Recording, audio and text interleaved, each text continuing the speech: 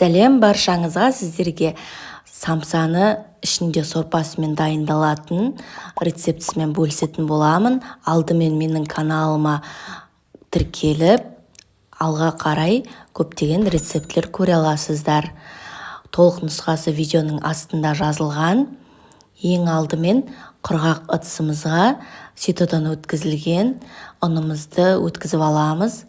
Одан кейін тұз, сары майымызды және суымызды құйып, тестімізді әбден илеп аламыз. Кішкене тестіміз қатты болып шығу керек.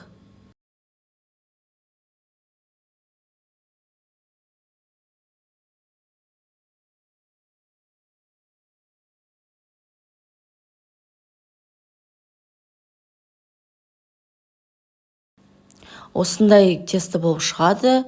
Қатты тесті қолымызға жабыспайтындай болу керек. Бетін жауып, тындыруға 20 минутқа қойып қоямыз. Оған дейін салмасын дайындаймыз, ішіне салатын.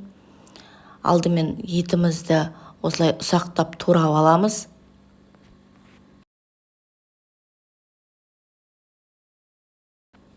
Одан кейін пиязымызды ұсақтап турап аламыз. Және асқабағымызды да осылай ұсақтап турап аламыз.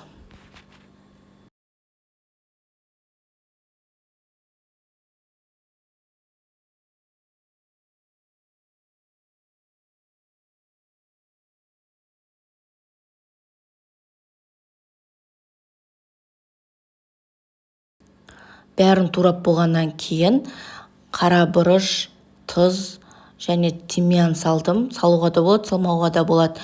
Және етіміз сочный болу үшін кішкене суымызды құямыз. Бәрін жақсылап араластырып аламыз. Тынған тестімізді алып, 4 бөлікке бөлеміз.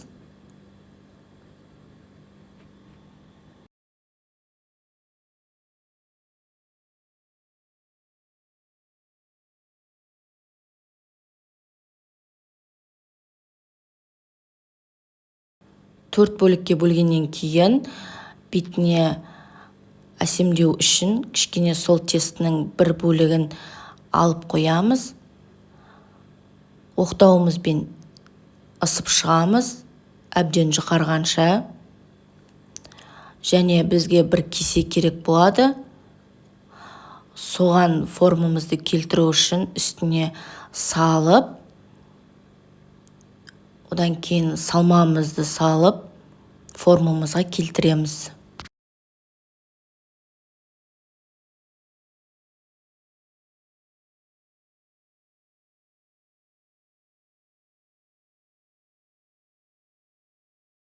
Салмамызды салғаннан кейін екі жағынан осылай жауып, одан кейін сол екі жағының бұрыш жағын қолымызбен кішкене басып жібереміз.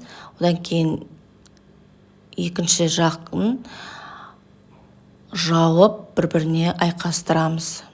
Ағып кетпеу үшін осылай ішінен бүріп шығамыз. Және қалған тестімізді үстіне әсемдеп, осылай жіңішкелеп тестімізді істеп шығамыз.